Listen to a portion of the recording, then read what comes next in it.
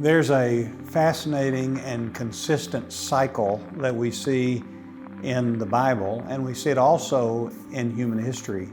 And that is, if you think of a circle, there is a moment where God's people are walking together with Him. These are the best moments, and we're on mission with God.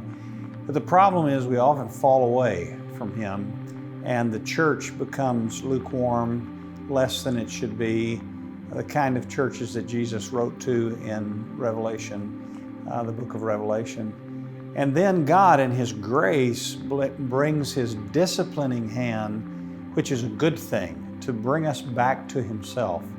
At the bottom of that circle, a phenomena happens, and you see it all through the Bible, expressed this way: and all the people cried out, and God heard their cry.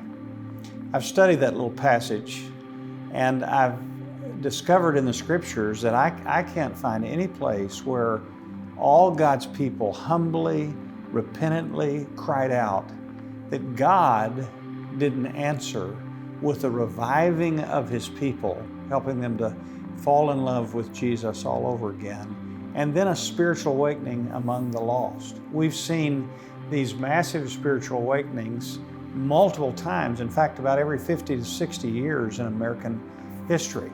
The first Great Awakening in 1735 and following, the Second Great Awakening in the early 1800s, and the Great Prayer Revival of 1857 and 8, the Welsh Revival of 1904 and 5, and then the Jesus movement that happened in the early 70s.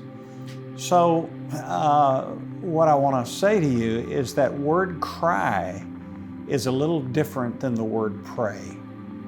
Cry implies desperation. Cry implies unity. When all the people cried out, there's something about a united cry that is absolutely irresistible to God. And that's why God said this verse that we're so familiar with: if my people will humble themselves and pray and seek my face and turn, then I will hear and I will forgive and I will heal their land. If there ever was a moment we needed to cry out to God together, it's right now.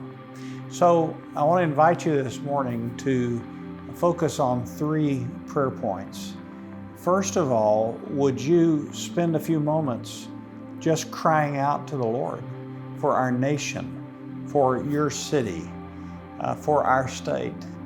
Secondly, would you pray that God, and He's doing this in amazing ways, would raise up a united cry across our land and even across the world to the Lord, who's the only one that can do what needs to be done in this moment. And then finally, would you cry out for the next generation? Christianity depends on us reaching the next generation. So I wonder if you would cry that God would send a great movement of spiritual awakening among our students. And all the people cried out, and God heard their cry.